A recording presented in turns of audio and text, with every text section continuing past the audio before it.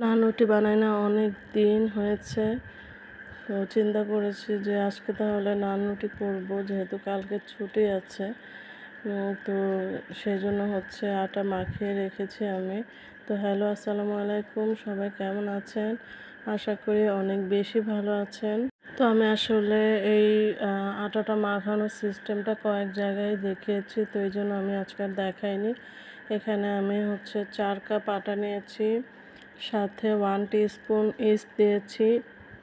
তো যদি আপনি বন বানান সেক্ষেত্রে 3 কাপ আটার মধ্যে 1 টিস্পুন ইস্ট দেওয়াটা বেটার। আর আমি যেহেতু নান রুটি বানাবো, তো নান রুটিটা আসলে ইস্টটা একটু কম দিলেও হয়ে যায়। তো এই কারণে আমি 4 কাপ আটার মধ্যে 1 টিস্পুন দিয়েছি।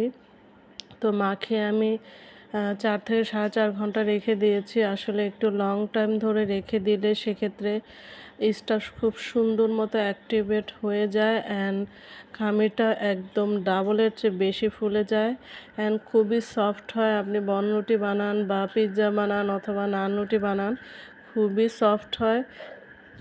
তো আমি আজকে সেই রকমভাবে মাখিয়ে রেখে বানিয়ে নিচ্ছি এখন। তো 4.5 ঘন্টা পরে আমি বেলে নিয়েছি অ্যান্ড এই ফাঁকে আমার কষানো গরুর মাংস ছিল, সেটা একটু গরম করে নিচ্ছি। আর যখন নান রুটিটা আপনারা সেঁকবেন সেক্ষেত্রে চুলার হিট আমি মনে করি কিছুটা বাড়িয়ে দেওয়া বেটার। একদম হাই না, বাট মিডিয়াম থেকে হাই হবে। তো সেক্ষেত্রে খুব সুন্দরভাবে এপিট-ওপিট হয়ে যাবে। আর খুব কম সময় নিয়ে নান রুটি ভাজবেন, কারণ নান রুটি একটু লং টাইম ভাজতে গেলে আসলে শক্ত হয়ে যায়। আমি মনে করি এপিট-ওপিট করে মোটামুটি 2 মিনিট 4 মিনিট ভাজলে এনাফ।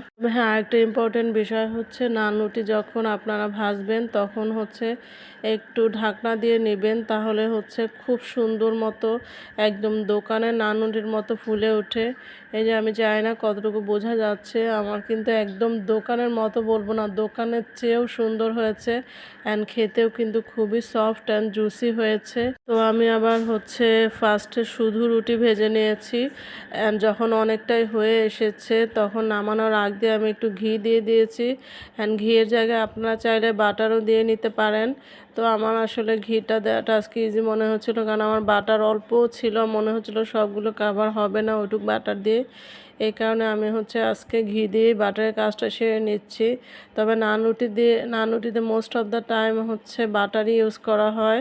আমি নিজেও বাটার দিয়ে বেশিরভাগ সময়, তো আজকে যেহেতু বাটার একটু কম ছিল এই কারণে আমি ঘি দিয়ে ভেজে নিচ্ছি।